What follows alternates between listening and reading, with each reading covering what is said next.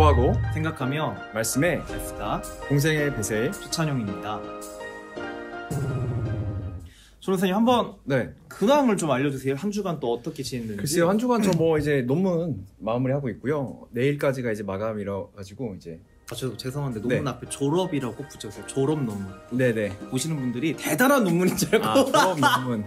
물론 대단한 논문이지만 졸업 논문이고요. 졸업 시험은 어떻게 되셨어요? 시험은 다 빼겠습니다. 여러분 축하해주세요. 우리 배슬 조은사님이 이번에 대학원 졸업을 하셔서 진짜 아주 좋은 경사가 났습니다. 한번 맛있는 밥 한번 먹어요. 네, 한번 사주시는 거죠. 시간이 없어서 안 될 것 같고. 그래서 참 그래도 한 주간은 그래도 한 가지 졸업 시험을 또 통과를 하니까 기분이 좋으셨겠어요. 네, 좋았죠. 네, 여러분 오늘 배슬 조은생 근황 함께 또 기뻐해 주시길 바랍니다. 저는 안 물어보시죠. 전사님 어차피 뭐 근황이 없으시니까 에? 바로 말씀으로 넘어가시죠. 온유한 사람은 복이 있다. 그들이 땅을 차지할 것이다. 오늘 말씀을 잘 이해하기 위해서는 이 온유하다라는 말을 우리가 이해해야 합니다. 여러분들은 온유하다는 말을 언제 쓰나요? 배슬 조은사님은 온유하다라는 말을 어떤 상황, 어느 곳에 쓰시나요? 보통 이제 성품을 가리킬 때 온유라는 말을 쓰곤 하죠. 성품을 가리킬 때. 그렇다면 온유하다랑 뭔가 느낌상 온순하다랑 네. 크게 차이가 없겠네요? 네, 그렇죠. 근데 그게 문제가 되나요? 크게 문제가 되진 않는데 오늘 말씀의 맥락상 살펴보면 온유하다 그 뒤에 땅과 관련된 이야기가 나와요. 그렇다 보면은 이 온유한 성품을 가진 사람 그리고 땅을 차지할 거다. 이게 어떻게 또 연결되는지 참 이해가 쉽지 않거든요. 네, 온유한 사람은 복이 있다. 그리고 그 온유한 사람이 땅을 차지할 것이다 라고 말씀에 기록되어 있는데요. 온유한 사람이 꼭 땅을 차지할 필요는 없을 것 같습니다. 그렇죠. 네. 사실 땅이라는 것은 옛사람이나 그리고 오늘날 살아가는 사람들이 꼭 필요한 것이죠. 우리 배슬 조은사님 네. 돌아온 퀴즈 시간인데요. 네. 사람이 살아가기 위한 필수 3대 요건이 있습니다. 그렇죠. 3대 요소가 있죠. 네. 산소 이런 거 아닙니다. 내가 너무 네네. 무시한다. 자, 사람이 살기 위해서 3대 요소 뭐가 있죠? 의식주가 있죠. 웬일? 의식주 맞습니다. 네, 그런데 잘 생각해보면 이 3대 요소 의식주 중에서 이 모든 것들이 이 땅에서 나오는 것 같아요. 우리가 입는 옷도 뭐 면직물 이런 것도 땅에서 재배한 섬유유연 섬유유연은 아니군요. 섬유질 뭐 이런 것들을 잘 해가지고 옷을 만들지 않습니까? 그리고 또 뭐가 있죠? 먹는 거. 네. 먹는 거 어디서 나옵니까? 땅에서 나오죠. 땅에서 뭔가를 재배를 해야 바다에서도 나오긴 합니다. 바다에서도 나죠. 바다에서 제가 네. 그런데 땅이라는 것을 상징적으로 우리가 살아가는 그 발 딛고 있는 곳 우리가 재배하고 뭐 사실 바다 같은 곳에서도 우리가 여러 가지 것들을 얻잖아요. 근데 이 땅이라는 그렇죠. 것을 우리가 삶의 터전 이곳 삶을 살아가는 곳이라고 생각을 했을 땐 모두 다 포함될 수 있겠죠. 맞아요.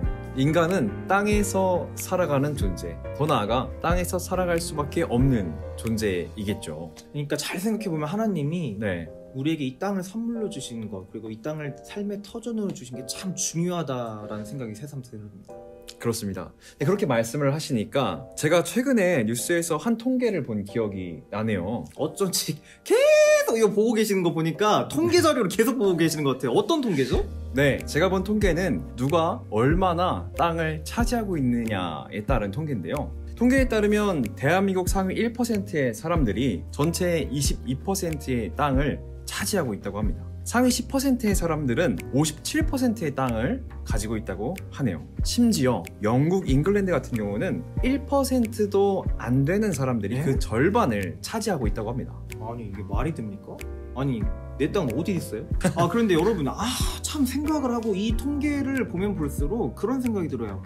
이 땅이라는 것은 하나님이 우리에게 삶의 터전으로 주신 선물과 같은 건데 그 선물을 누군가 한두 사람 소수의 사람들이 독점하고 있다는 것을 지금 통계에서 보여주고 있다는 것이죠.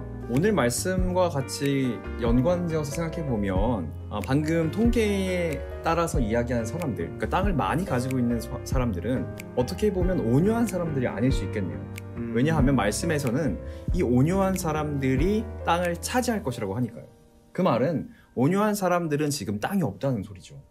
그런데 이 당시만 하더라도 이 고대 사회나 이렇게 땅과 관련된 법이 있었을까요? 글쎄요, 잘 모르겠습니다.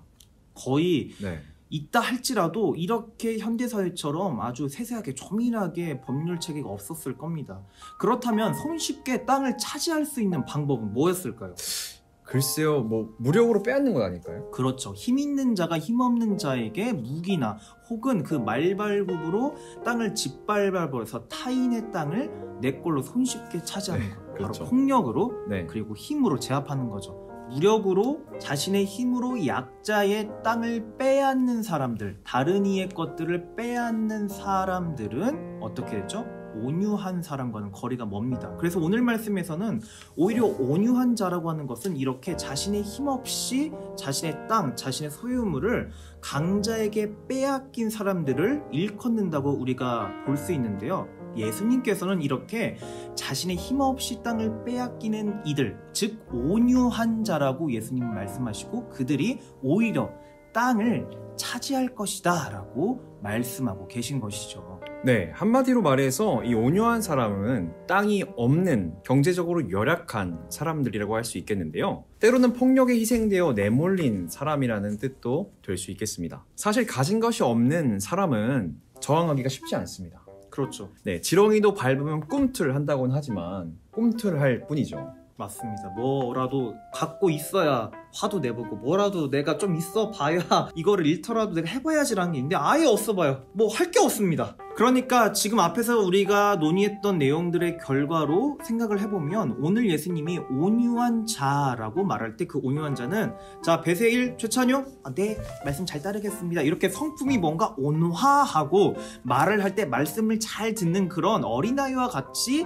그냥 말 잘 듣고 순종적이고 참 착한 사람을 일컫는 성품이 아니라 오히려 땅을 빼앗기고 자신을 빼앗기고 자신의 모든 것들을 내어줄 수밖에 없는 힘없는 약자들을 가리킨 말이 바로 온유한 자라고 오늘 볼 수 있겠네요. 전사님, 예수님의 직업이 어떤 거였는지 아시나요? 아 깜짝이야. 알고 있죠. 네네네. 목수셨죠. 목수셨습니다. 우리는 목수라고 하면 전문직 같기도 하고 목공일을 장인으로 하는 사람 같기도 한데요. 어떤 학자에 따르면 여기서 말하는 목수는 일용직 노동자에 가깝다고 하네요. 만약에 그러한 것들을 받아들인다면 예수님이 뭐 불규칙적으로 뭐 일을 하시는 분일 수도 있고 수입이 일정치 못한 분일 수도 있겠다 싶은데 그렇다면 예수님 역시도 뭔가 땅을 차지를 한 자리를 잘 차지를 하면서 안정된 삶을 누렸다 이렇게는 보기 어려울 것 같네요.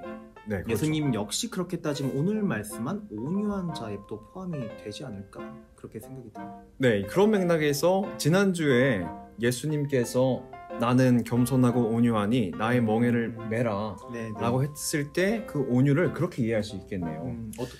그러니까 예수님의 성품을 이야기하는 것이 아니라 온유한 그 성품을 이야기하는 것이 아니라 가진 것이 없고 아무것도 없는 빼앗긴 자 그런 상태, 저항하지 못하는 사람의 상태를 일컫는 말로 그 온유를 배워라, 온유를 매라 이런 말로 이해할 수 있겠네요. 그 말씀이 맞는 것 같습니다. 왜냐하면 네. 이 성경을 보려면은 딱 하나만 빼서 보면 안 되잖아요. 그렇죠. 우리 뒤에서 이 예수님을 지칭하고 예수님 스스로도 이야기하는 걸 보면은 정말 힘없이 끌려가는 어린 양, 도살장으로 끌려가는 어린 양으로 예수님이 비유되곤 하시거든요. 네네. 그렇게 따르면은 힘없이 착취당했던 그 시대의 땅을 빼앗긴 자들과 예수님 역시 내가 너희들의 그 아픔을 안다. 아마 그런 의미로 온유하고 겸손하다. 그리고 오늘 온유한 자가 다시 그 땅을 차지할 것이다. 어디에서? 하나님 나라에서 이 말을 하고 계신 것 같습니다. 네. 오늘 말씀을 정리하면 예수님이 온유한 자라고 했을 때 그 온유한 자는 품성이 착하고 그냥 말 잘 듣고 그런 사람이 아니라 땅을 어떻게 한 사람이죠? 땅이 없는 사람들이다. 그렇죠. 땅이 없는 것이죠. 사람이라는 것이죠. 그래서 이들은 오늘 온유한 자라고 했을 때 내가 땅을 빼앗기는데 빼앗지 마세요라고 저항할 수 있는 그 힘조차 없고 저항할 수 있는 선택지가 없는 이들. 그래서 그냥 손 놓고 자신의 것을 빼앗길 수밖에 없는 이들을 지칭하고 있습니다. 그런데 예수님은 오늘 이 산상수훈의 한 부분인 오늘 말씀에서 이렇게 얘기하신 것이죠. 오히려 그러한 온유한 자가 하나님 나라에서 땅을 차지할 것이다. 세상의 논리와 하나님 나라의 논리는 우리가 생각하기에 이렇게 다릅니다. 비록 온유한 사람은 땅이 없는 사람이지만 그 삶 안에 하나님 나라가 하나님의 구원이 또 하나님의 사랑이 담겨져 있음을 우리는 알아야 합니다. 그러므로 온유는 우리 삶 안에 가져와야 하는 예수님의 태도입니다. 우리 마지막 인사를 드려볼까요? 우리는 함께 살아가는 존재입니다. 우리는 서로 연결되어 있는 존재입니다. 그러면 어떻게 살아가야 할까요? 하나님 나라를 기대하며